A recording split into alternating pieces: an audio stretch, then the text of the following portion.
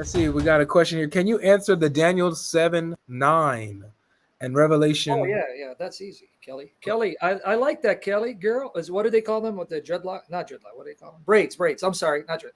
What's up, Kelly? That's why you gave a super chat, so I can answer. Yeah, let me explain. This is what these heretics don't understand. Okay, guys, listen carefully to what I'm about to say. God, if He created the heavens and the earth and everything in them, that means He created space, place, and time. By His very nature, if He created space, place, and time, by His very nature, that means He exists without space, place, and doesn't require time to exist, right? Right? That's right.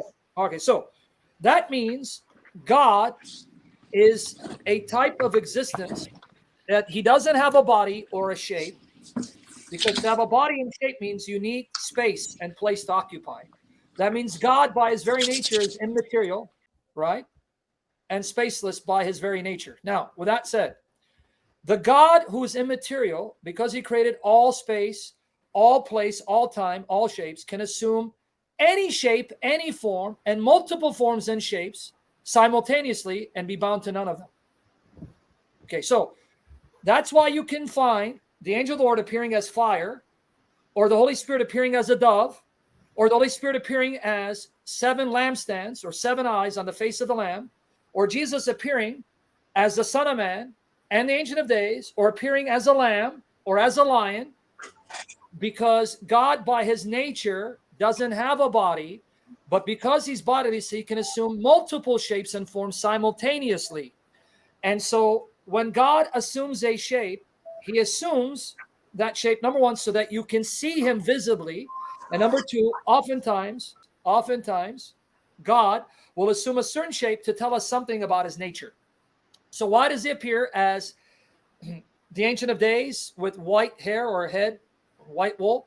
Because when you think of someone who's old, you think he's elderly. And when you think of an elderly person, you think of his hair being white. So God is appearing as the Ancient of Days, appearing as an elderly person to signify He's very old. Because God by nature is beginningless. He's ancient. That's the point. So I hope that answered your question. So just to make it clear to her, so God will appear one way in Ezekiel, another way in Daniel, another way in Revelation 4, because in those manifestations, He's telling you something about His nature, His characteristics. That's just beautiful. Like Jesus will appear as a lamb, Revelation 5:6, with 7 horns and 7 eyes. If you guys want me to break that down, I can. And the 7 eyes being the 7 spirits. But then in Revelation 4:5, the 7 spirits appear as 7 lampstands. Mm-hmm.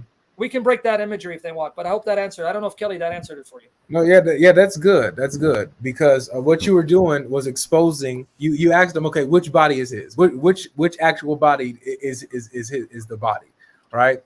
That he appears with. So that was an excellent.